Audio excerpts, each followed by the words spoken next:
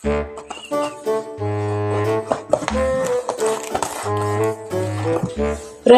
kamusta? Parang pabakasyon ka. Uy, Dre. Oo, sa wakas, makapagbakasyon na ako. Ayos yan. Pwede bang magpadala sa'yo? Ha? Sige, okay lang. Asan yung ipapadala mo? Ito pre, magaan lang to. Pre, ang bigat naman dito. Uy, di naman. 20 kilos lang yan. Ha?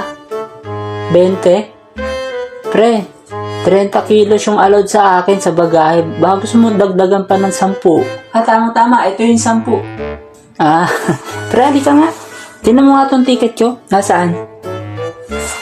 Ikaw na lang umuwi. Anak ka ng pu,